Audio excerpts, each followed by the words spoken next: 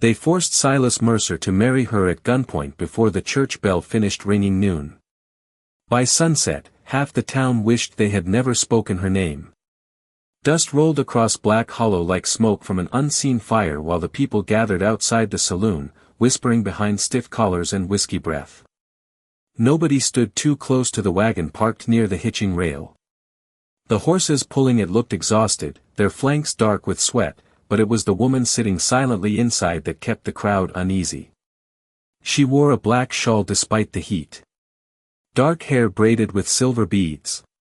Hands folded in her lap like stone carved by years of silence. Some claimed she was Apache.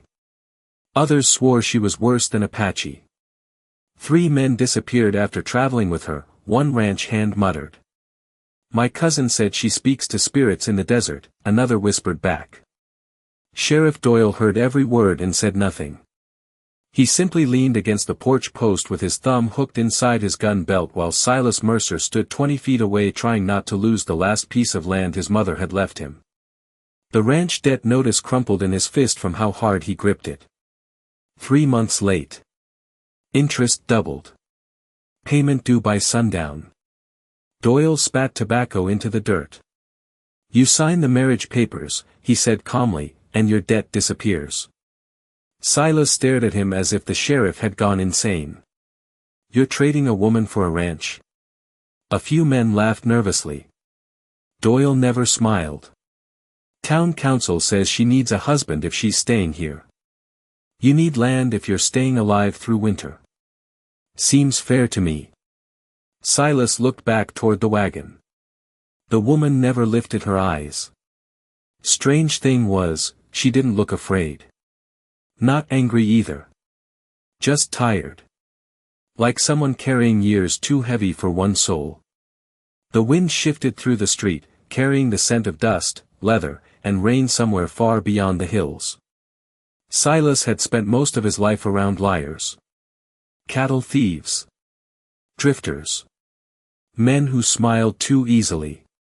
But something about the silence around that woman bothered him more than any threat ever had. What's her name? He asked quietly. Sheriff Doyle shrugged once. Nayeli. One old woman near the general store crossed herself at the sound of it. Another man muttered, should have sent her back to Apache territory weeks ago. Silas noticed that. Nobody talked to her directly. Nobody even stepped within 10 feet of the wagon. Fear sat over the town heavier than heat. The church bell rang once in the distance. Sheriff Doyle unfolded the marriage paper slowly. Last chance, Mercer.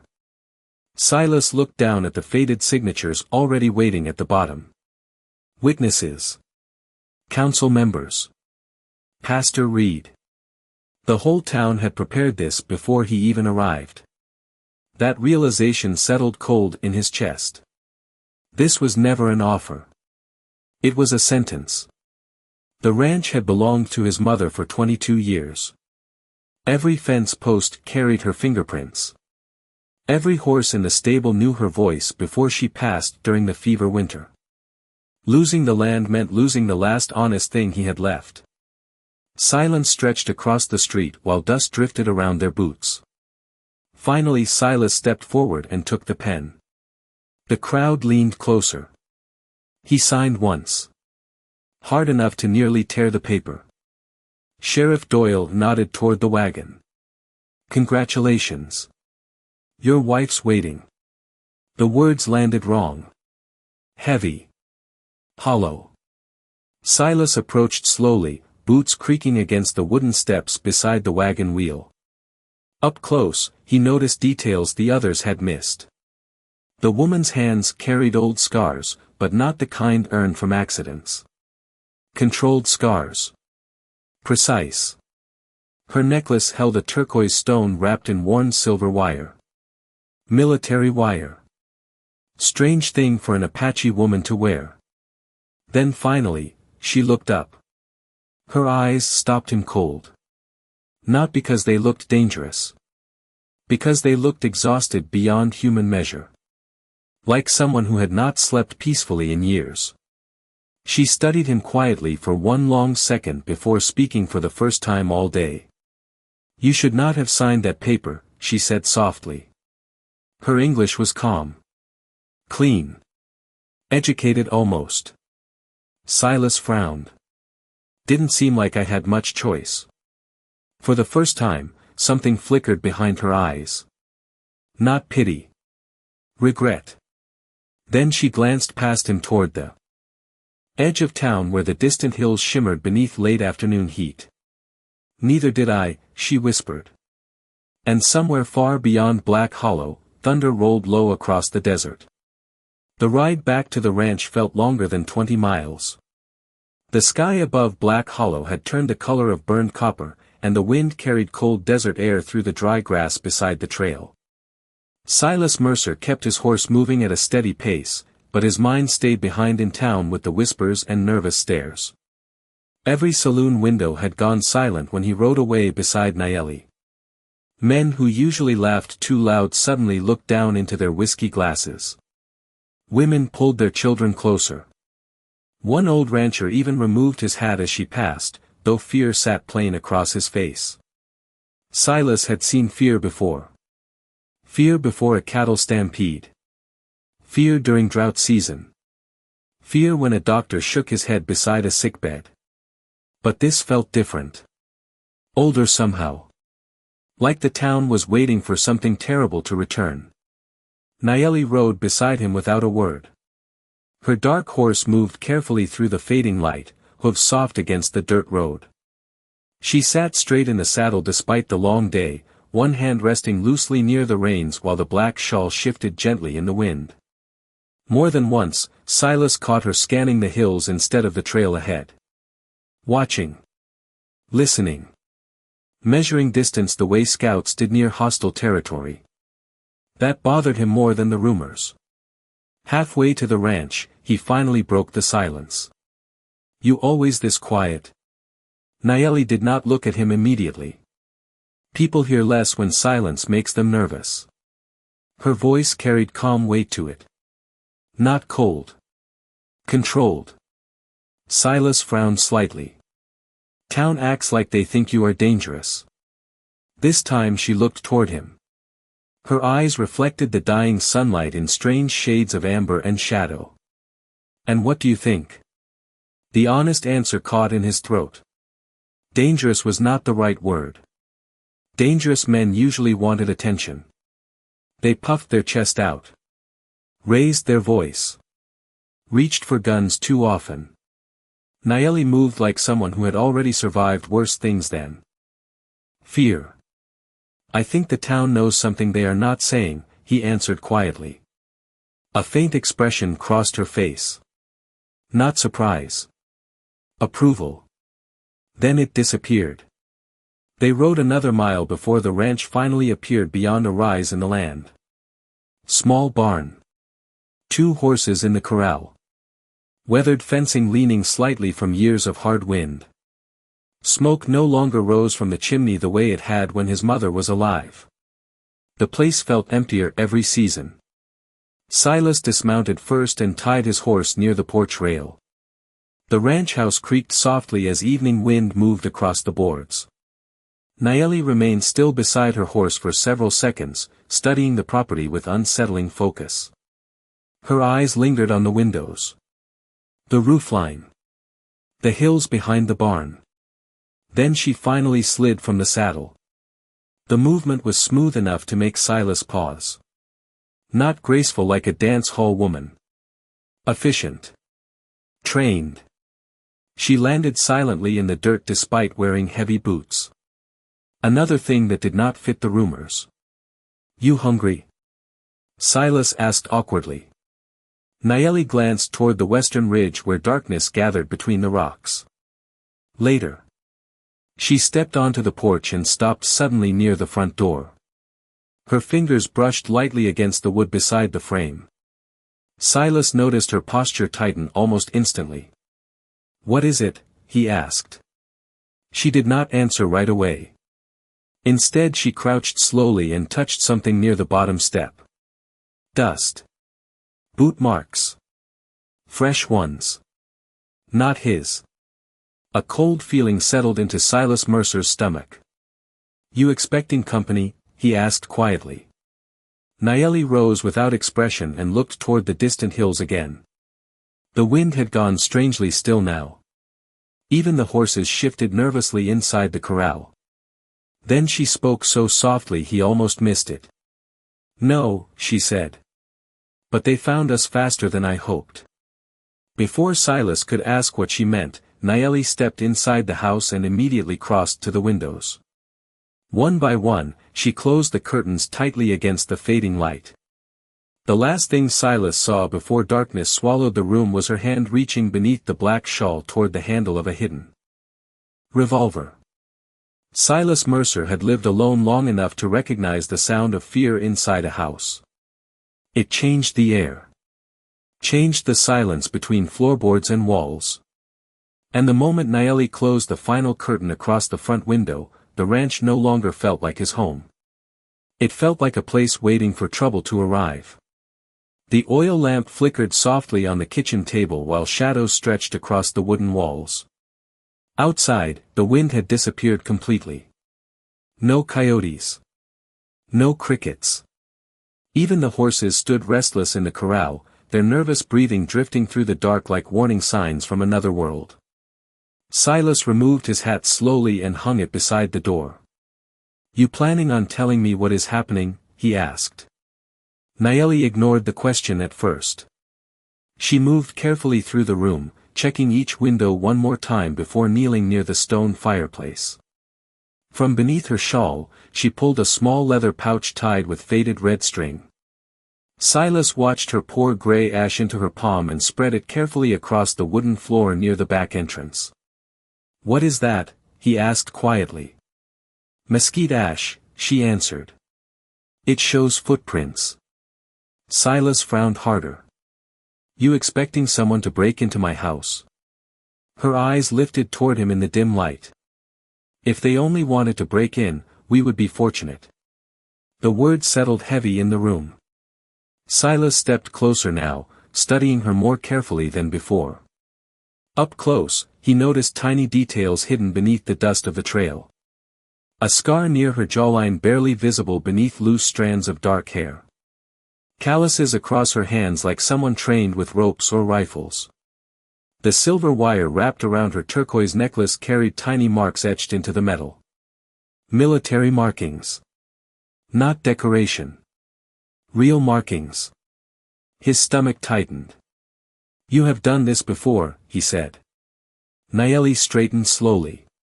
Too many times. For a long moment, neither spoke. The lamp hissed softly beside them while darkness pressed against the ranch house from every direction. Silas finally reached for the coffee pot near the stove, mostly to give his hands something steady to do. Town says. Men disappeared around you. Nayeli stood very still at those words. Then she looked down at the ash spread across the floorboards. Men disappear around greed, she said quietly. People simply blame the nearest Apache woman because it makes fear easier to understand. Silas poured 2 cups anyway. He slid one toward her across the table. She hesitated before taking it. Another strange thing. Her manners did not match the stories. She held the cup carefully with both hands, warming them against the ceramic as if she had not rested in days. Why Black Hollow? Silas asked after a while. Why come here? Nayeli did not answer immediately. Her eyes remained fixed on the dark window above the sink. Because someone in that town knows where something was hidden. What something? She finally looked at him again. Proof. The word barely rose above a whisper. Before Silas could ask more, a sudden sound echoed outside. Hoofbeats. Distant but clear against the hard desert ground. Nayeli reacted instantly. The coffee cup touched the table without a single shake while her hand disappeared beneath the shawl again. Silas moved toward the window, but she crossed the room faster than he expected and grabbed his wrist firmly. Do not stand near the glass. Her voice had changed now. Sharper. Focused. Silas listened carefully. More than one horse. Slow riders approaching from the northern ridge. Maybe 6. Maybe more. The sound rolled through the darkness in uneven rhythm before stopping somewhere beyond the barn. Silence followed. Heavy silence. The kind that made breathing feel too loud. Nayeli extinguished the oil lamp with 2 fingers. Darkness swallowed the room immediately. Moonlight leaked faintly through the curtains, painting pale silver across the floorboards. Then came another sound. A low whistle from outside. 1 long note. Then 2 short ones. Nayeli closed her eyes for half a second. Not fear. Recognition. Silas noticed it instantly. You know them, he whispered. She opened her eyes slowly. No, she answered. But they know me. A shadow moved past the front window. Slow. Careful. Then another shape appeared near the barn door outside. Silas reached for the rifle hanging beside the fireplace, but Nayeli shook her head once. Not yet. Her voice remained calm, but her fingers tightened around the revolver hidden beneath the shawl. Then from somewhere beyond the ranch house, a man's voice drifted through the darkness. We know she is inside, Mercer. Silas froze because he had never heard that voice before in his life. But Nayeli had. He saw it in her face the moment the stranger spoke again. Tell the Apache woman her time finally ran out. The voice outside carried the kind of calm that frightened Silas Mercer more than shouting ever could. Calm men usually believed they already held the advantage. The ranch house stood silent beneath the moonlight while the riders remained somewhere beyond the barn, hidden in darkness thick enough to swallow faces whole. Silas kept one hand near the rifle beside the fireplace, though every instinct told him this situation had already moved beyond ordinary trouble. Nayeli stood near the window without moving, her head tilted slightly as if listening to something far beyond the hoofbeats outside. The silver necklace at her throat caught faint moonlight leaking through the curtains. For the first time since meeting her, Silas noticed something beneath the exhaustion in her face. Anger. Old anger. The kind buried deep enough to survive years. How many? He whispered. Nayeli listened another second before answering. 7 riders. Her eyes narrowed slightly. No. 8. Silas frowned. He could barely hear breathing beyond the walls, yet she counted horses from half a field away. Friends of yours? He asked quietly. No, she checked the revolver cylinder once. But one of them used to work for the army. That answer made Silas stare at her harder. Before he could ask another question, the voice outside returned. You do not want trouble over an Apache woman, Mercer. Silas moved closer to the front wall carefully. You know my name, he called back. Seems unfair I do not know yours. A low chuckle drifted through the darkness. Name is not important. Nayeli suddenly looked toward the back of the house. Fast. Sharp. Liar, she whispered under her breath. Then louder toward Silas. 2 men moved behind the stable. Silas froze. He had not heard a thing. How in God's name, later. Her voice remained controlled, but tension now sat in every movement she made. Outside, one horse snorted softly. Leather creaked. The riders were getting closer. Then came another voice from the dark, rougher this time. Sheriff Doyle should have handed her over when we asked. Silence followed those words. Heavy silence. Silas slowly turned toward Nayeli again. Sheriff knew these men were coming. Nayeli did not answer immediately. That alone gave him enough truth to feel cold settle in his chest. The marriage. The debt. The entire town suddenly looked different in his mind. Not frightened people trying to survive. People buying time. People handing danger to someone else's doorstep. Silas stepped toward the front door now. I am done sitting in the dark listening to ghosts. Nayeli grabbed his arm before he could touch the handle. Her grip stopped him cold. If you open that door too early, they will know you are afraid. Silas met her eyes. And if I do nothing? On the slopes surrounding the ranch, a few small groups of Apache warriors stood silently, spaced apart. Not numerous, not perfect, but every gaze carried caution and attention. Nayeli stepped out of the house, each step heavy but determined. She did not intimidate or shout, she simply appeared as someone prepared for any possibility. Silas stood beside her, feeling his heart race as two worlds met in tense silence. Every move was deliberate, measured. The townsfolk approached the ranch, a few pausing when they saw her in the moonlight. They were uncertain, eyes filled with fear and curiosity. Nayeli took a deep breath, lifting her head toward the hills. Her voice, calm yet resolute, carried clearly, no one should pay the price for the fears of others. The gazes on the hills were no longer aggressive, only cautious. No one moved hastily, but the tension remained heavy. Everyone could feel the weight of her words, the sense of mercy stronger than fear. Less than half an hour later, from the south, hoofbeats sounded. A small group rode quickly across the fields, lanterns swaying on the saddles. Silas recognized a few familiar faces, close allies, former soldiers, and some townsfolk. No one aggressive, no shouting, just moving quietly toward the ranch. At the same time, from the north, a smaller Apache group descended the slope in absolute silence. Not numerous, but disciplined and deliberate. The ranchers immediately noticed, this was not an attack, but observation, assessment, and protection. Nayeli inhaled deeply, standing beside Silas. They're not here for revenge, she said softly. Just to make sure the truth isn't buried. Silas looked at her, recognizing the exhaustion in her eyes, not fear, but the weight of 4 years running and fighting lies. From behind, Walter Grady and Sheriff Doyle approached the ranch.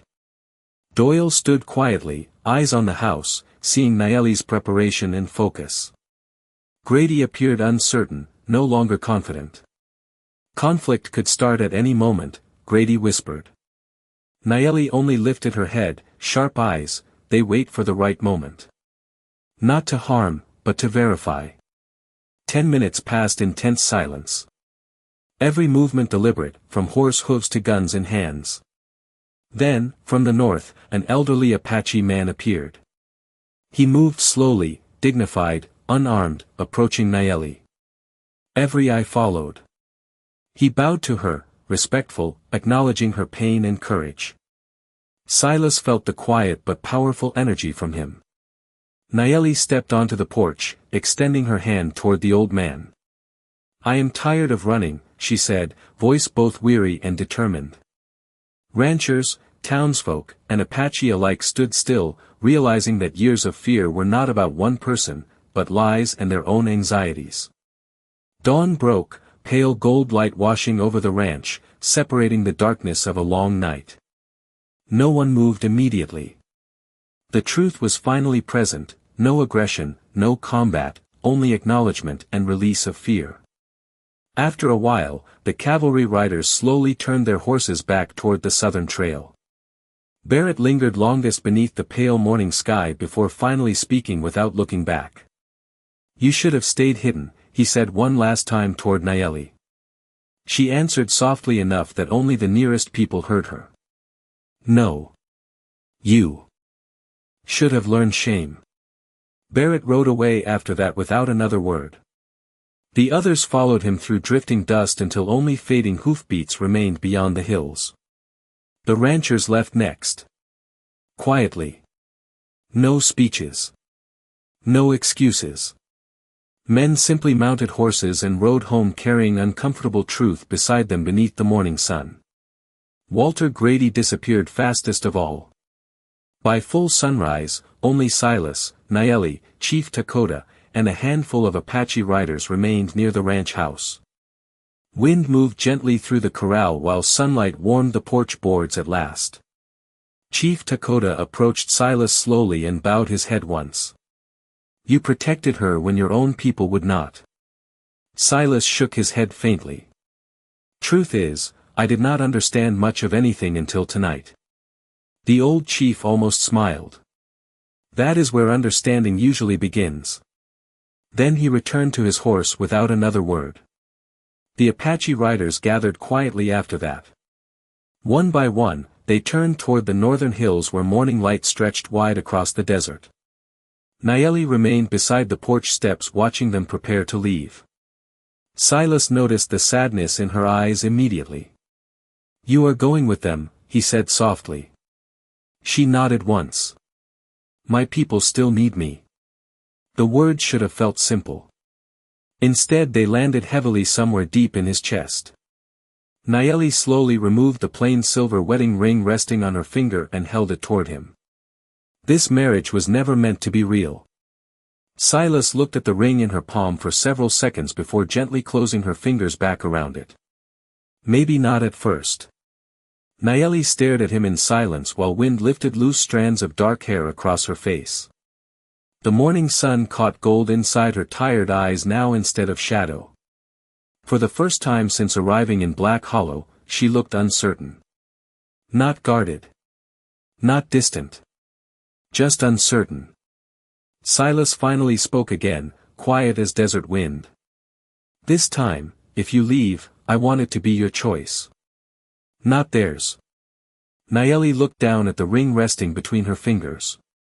Long silence followed. Then slowly, almost carefully, she placed the ring back onto her hand. Somewhere beyond the ranch, horses began moving toward the northern hills. But Nayeli did not move with them. And under the first honest sunrise Black Hollow had seen in years, Silas Mercer finally understood something the town never did. The most dangerous thing standing in his yard that night had never been an Apache woman carrying the truth. It had been men willing to bury it.